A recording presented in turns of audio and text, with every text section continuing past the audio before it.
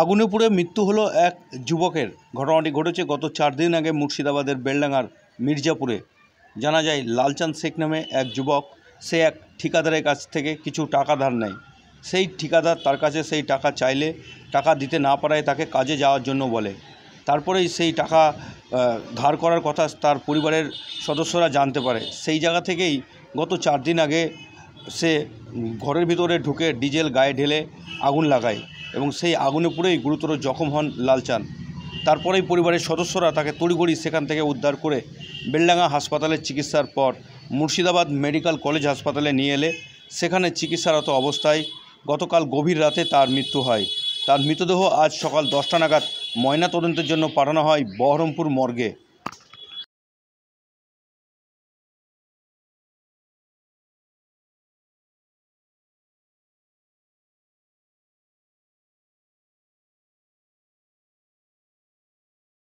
একটা ঠিকাদারের সঙ্গে কাজে যাও বলে মানে 10-9 হাজার টাকা নিয়েছে। আচ্ছা, টাকাটা মানে বাইরে মানে টাকাটা ভেঙে পড়েছে। আচ্ছা, হ্যাঁ, ঠিকাদার বলছে ওই কাজে চলো, নাই টাকাটা আবার ফেরত দাও।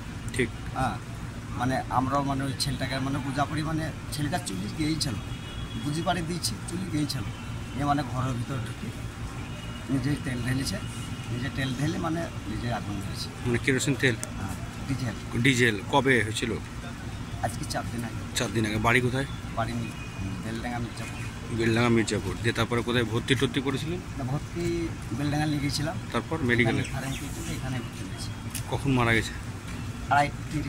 আড়াইটা তিনটে মানে রাত্রে? হ্যাঁ। কি নাম ওর? লালচাঁদ। লালচাঁদ। মানে ওই টাকাটা শোধ দিবে কীভাবে, এই চিন্তাতেই এটা হয়েছে মনে হচ্ছে নাকি?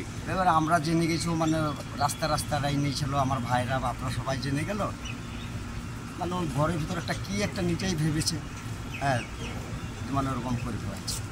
আচ্ছা, কী নাম আপনার? আমার নাম সানারুল। আর ওর নাম?